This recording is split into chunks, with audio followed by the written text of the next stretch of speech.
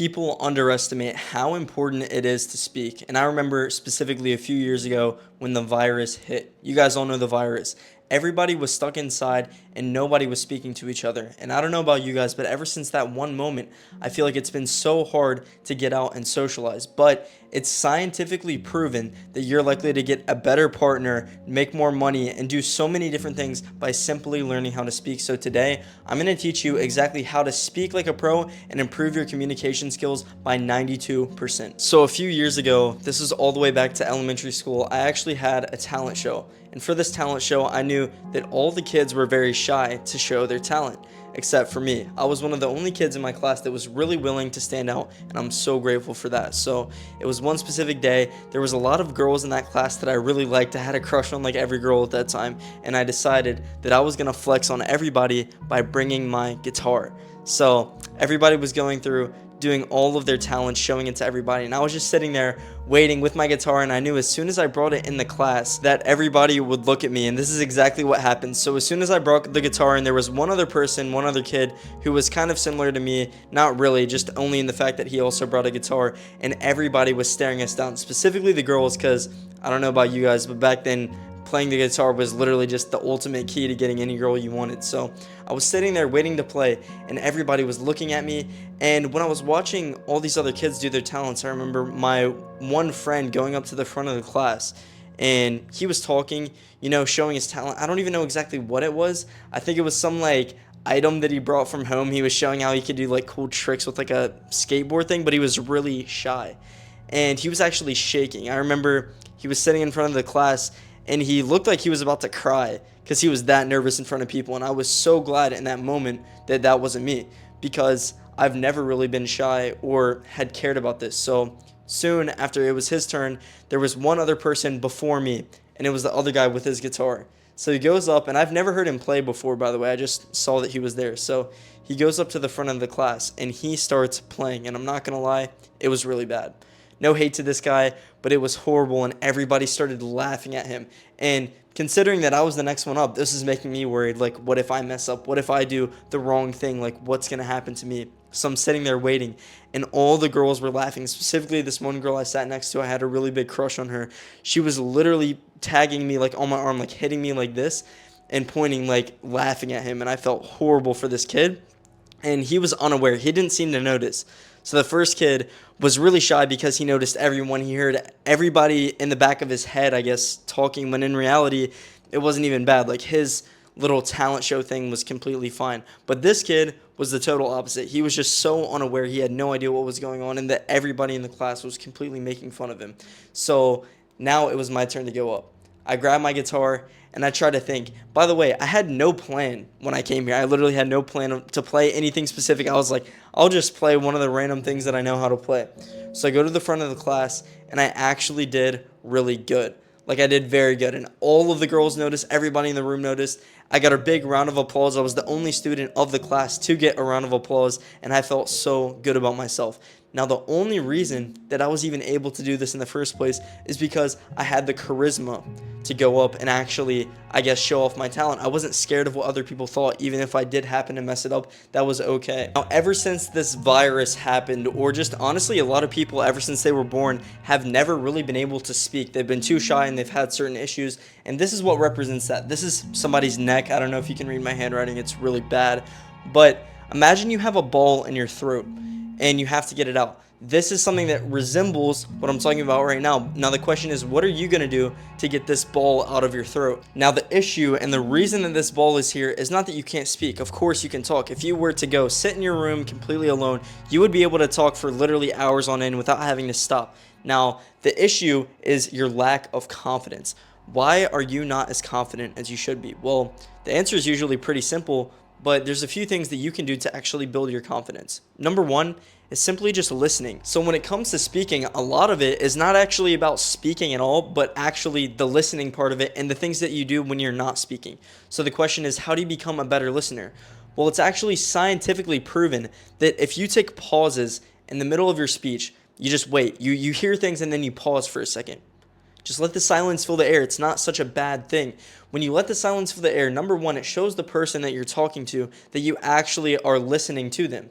See, I've had issues with this before with my own personal like experiences where I've talked to girls, and whenever they say something to me, I'll literally sit there and instantly respond as soon as they say something. Now, it seems like the right thing to do because you're filling the air and everybody hates awkward silence, right? But no, I wish that I didn't do this. I wish that I had listened better. Instead of sitting there waiting for the next thing to say, just plotting and planning what I'm going to say next so it does not sound awkward at all. So the first way to actually get this ball out of your throat, I'm going to sound weird every time I say that, but to get this ball out of your throat, you need confidence. I'll just put a letter C because I'm not going to spell it while I'm talking, but you need confidence. Now, this does not only apply to speech, but more than just that. For me, the last time that I lost all of my confidence that was really bad that I can remember is when I used to play soccer. I had scored a goal every single game that I had ever played of soccer, ever.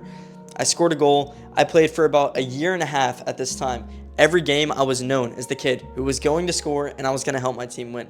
Till eventually one game, I just didn't. I didn't score and I felt horrible about myself.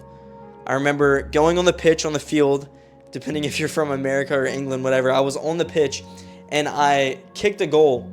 This would be the last goal that I scored the entire season, but to my knowledge, I was just going to keep scoring game after game after game. So I go home that night, I feel great until I got a little bit overconfident. I started getting this ego that wasn't really deserved. The kids I was playing against weren't really that good, but I kind of thought that I was, this insanely good player. So I get to the pitch the next game. This is about a week later, and I could not score. I literally had lost it in myself. I couldn't do it, and I felt so pressured by everybody around me who was telling me, Dylan, you need to score, you need to do this, and I just couldn't do it. So I go home that day, and I felt horrible about myself, and I've always been passionate about the things that I do. So when I left that pitch not scoring a goal, I felt horrible. So I go home. I'm getting ready. I actually hit leg day, which I always hate hitting leg day at the gym, but I decided that at the gym that day, I was going to train and I was going to get better than my competition. So now this time, I think I'm prepared. I went to the gym, I trained, I'm going to be better than everybody else around me. I show up, it's early morning, you hear the birds chirping, there's still like dew, the grass was kind of wet, and I guess that kind of also got in my head a little bit, which was weird, and that's an important thing to keep in mind. But the grass was wet when I got to the field. I'm talking to all the players, and we're playing one of the best teams that's literally in this entire soccer league. So I'm sitting there, and I get on the bench, and I'm ready. I'm talking to the coach. I'm like, Coach, please put me in, start me. And he actually voted me team captain, which is the person who chooses who gets the ball first based on the coin flip. At least that's how my soccer place did it. So I'm sitting there, and I'm like, okay, I'm team captain. The coach wants me in. I'm going to play this entire game. Let's do it. So I'm sitting there, and I go in. I kick the ball off to my teammate, and it instantly gets stolen by the other team, and we get scored on. So now I'm mad. I get the ball again, and I'm in the middle. Once again, I'm captain. So every single time that we get the ball back, I have it in my possession, and I have to pass it to my teammate. So now I'm sitting there, and I pass it to my teammate. He passes it back to me, and I start running. I'm going really fast. I'm like thinking in the back of my head, all of the feelings and the thought and the anger that I had felt before about not scoring was coming to the surface because I'm about to score my next goal, and the streak will continue. I will be the best soccer player on this field. So I go. I'm ready to shoot. I cock my leg back like I'm about to kick it in the goal against one of the best teams that there are in this league. And I completely slip. I missed the ball and I fell over, slid in the mud. Like I said, there was morning dew on the grass, so it was completely wet. My confidence was completely gone again. And this actually just made me think. I felt horrible about myself again. The whole thing. I went home and I was just trying to think why. And when I really thought about it, the true reason as to why I had lost my confidence was not because I did not score a goal, but it's because I cared about what other people thought. I thought that if I didn't score a goal, I would be seen as a worse player and people wouldn't pass the ball to me and I wouldn't be the person that I've always been. So that sort of thought in my head literally kept me from doing what I was supposed to do, which was score a goal. I would have probably done it if I didn't care so much. So to build your confidence, it's actually all going to be about what you think of other people thinking of you. And it sounds crazy and it sounds weird to think about, complicated, whatever, but you need to block it out. You need to block out everyone else around you. And if you've ever heard the little practice where you got to stand in front of a stage and everybody in the crowd is naked, I guess that's something that could work. I've never done that, but you need to forget everyone else around you because at the end of the day, it's not going to matter. You're probably in high school, college, whatever. Why would that matter to you? What other people think? You're probably never going to see them again in a few years. So the confidence really comes from just not caring. It's that simple. You need to not care. And that's going to knock this ball down another step. So once you've built your confidence, this is going down. You're almost ready to start speaking, but not quite. And what you need to understand is that 65% of communication is nonverbal, which means it's not actually what you say, it's how you say it. That's the simplest way to put it. But most people don't get what that means. So just for example, your body language, the way that you look or talk to somebody, the words that come out of your mouth, yes, they matter. But think about what you're doing while you're saying it. Are you smiling? Are you giving hand gestures? Are you actually having an open body language? All of these things matter because what you think of somebody, whether it's good or bad, it's actually going to be subconsciously noticed through your body language. So if I stand and I have my arms crossed and I'm talking to you, I'm going to seem like I don't like you, regardless if I do or not, or I'm going to seem closed off or that something's wrong. Now, if I sit here and I stand and I just have my arms open, I'm doing hand gestures like this, it's going to seem a lot more welcoming. So to actually speak better, it's not about speech at all. Once again, like I said, the first thing was silence, but now it's actually movement. When you move your body, it speaks for you. So you can use less words and just be more expressive with what you say, and it's going to make a lot more of a difference. Now, this ball that's stuck in your throat is almost at the bottom. You see it's down here. I had to redo the whole thing, but now it's down here. And you're almost ready to start speaking to people, but there's still some more issues. And one of the things that I need to go over because it's so important is your appearance.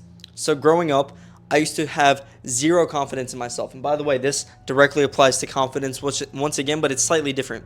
So when I was growing up, I hated the way that I looked. But I had this like flat hair. My teeth were kind of yellow. They were all separated. I had acne on my face. I was really short. There was literally no good defining trait about me. Now, when I really think about the reason as to why that was, it's because I never had somebody tell me, hey, this is actually an important thing that you need to improve on. See, if I had some video like this of a person who told me you need to work on these things, I would have done it so much sooner because it improves your communication in every part of your life so much. So the real reason that I feel like I didn't actually improve myself and I stayed at this low level feeling ugly and just unconfident about myself is because I had no motive. So if you're watching this video, the chances are you probably want to be better at communicating, or at least you care about the stories that I'm telling you because you think that you can improve some way by watching this. Well, the simple answer is that you now have a motive. Your motive is that you'll be a better communicator, thus giving you a better life. Something else that's very important to think about is that when you improve your appearance, people actually open their body language to you. And just like I was saying earlier, how most of the words that are conveyed are only a piece to the puzzle. What actually matters is the things that you don't say. Actually, the majority of what you don't say is what matters. Like I said, 65% to be exact. So when you look better, it'll make every conversation flow more and it'll make everything easier. Now, I'm not going to preach to you about this whole looks maxing thing because that's an entirely different topic that I could go over. But what I will tell you is that working on your appearance will make your communication skills better and the rest of your life. It'll literally change everything. I'll actually put some pictures on the screen of how different I looked before and after I started taking care of my appearance. It is a night and day difference. I started getting abs. I started getting better at talking. I literally changed my life by doing it, so I cannot push that enough. You need to improve this. So now if you look here, what I've resembled appearance to is drinking water. So now this bowl is almost completely out of your throat. You've drinking this water, you've gone through all the other steps, but there's still one other thing missing that is extremely important. So now you have this right here. This is a slice of pizza, and you're thinking probably, what does that have anything to do with communication? So what I resemble this as is actually just what it is. When you eat, it's going to push this ball the rest of the way down your throat, and you're going to be good. Your throat is going to be clear. You're going to be ready to talk. Now, the only thing that I can really compare this to is practice. Practice, practice, practice. Whenever you practice something, you get better at it, of course.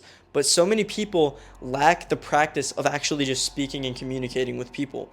Like, when was the last time you went up to a stranger and started talking to them? Now, I'm not saying you should go and talk to strangers. That might not be a good idea. But what I will tell you is that you should try to spark conversations more often than not. With your friends, with whoever. Talk about interesting things. Talk about different things. Don't just talk about what happened with the most recent sporting event. Talk about something unique.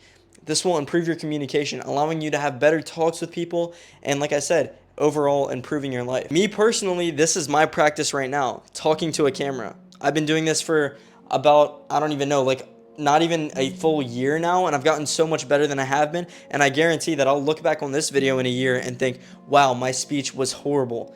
So everybody has room to improve, including myself. I'm not claiming to be this perfect person. Like I said with the whole soccer story, how I had this ball in my throat at one point, I lacked the confidence. It was built over time. So everything that you want is actually there. It's simply about just going and trying to achieve it. Because communication is only a piece to the puzzle, if you want to learn more about attraction, watch this video right here.